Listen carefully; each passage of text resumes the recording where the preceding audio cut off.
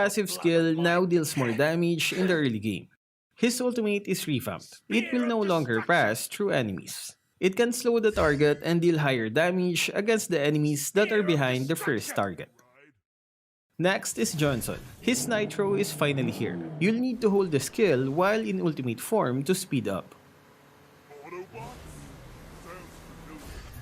Next is Brody. His early game damage is nerfed by making his basic attack scale with level. His critical damage won't hurt as hard as before because a part of his basic attack damage is no longer included in the critical damage calculation. Will he finally be free from the ban list? Next is Fanny. They lowered the energy cost of her cables by 1 point at all levels. Her long-awaited buff has finally come. Next is Matilda. They lowered the early game damage of her first skill.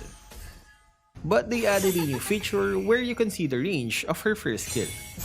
The enemy can see it as well. They also adjusted the shield by increasing its magic power scaling but lowering its duration. The shield will now last for 3 seconds instead of 4. And the wisps from her ultimate will now deal higher damage. Next is Carmilla. She can now steal less defense from her passive skill. The damage from her first skill is lowered as well as its heal, but they increased its slow effect, allowing you to slow an enemy for up to 50%. Her second skill now has higher movement speed and longer duration. Link targets from her ultimate will now receive more damage. This update improved her support skills at the cost of damage and survivability. Next is Link. They had to lower the buff they gave last week. Instead of getting 2 points of energy regen, he will now only get 1. It's still a buff if we ignore the last week's patch. Next is Hanabi. She will now gain faster shield because of the higher lifesteal to shield conversion ratio. And they also added 5% more to her shield limit. Next is Grok. They increased the physical attack scaling of his first skill. But remember, you'll need to use attack items to fill this buff. And they also increase the HP regen when he is near a wall. Next is Lapu Lapu. The shield he gets from his passive skill is now lower by 150 points. And the extra defense from his ultimate is lowered by 30 points at max level. This means he isn't as tanky as before. The only good news is that you can now see the range of the third phase of his ultimate.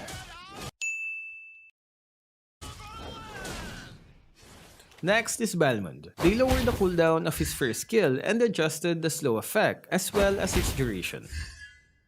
Next is Uranus. He now has higher HP regen from his passive, but in exchange, they removed the slow immunity after using his ultimate. Next is Jawhead. They adjusted his HP stats by making it lesser in the early game. They made this adjustment to better fit his fighter role instead of tank. Next is Popol and Koopa. His traps will now deal magic damage just like this.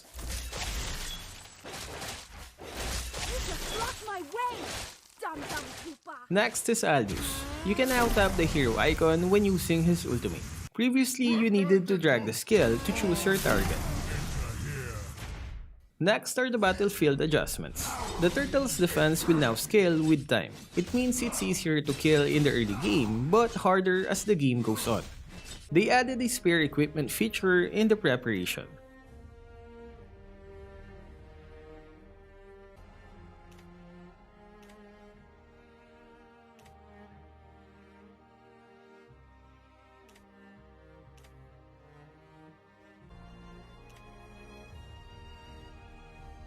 You can see this here when on the battlefield.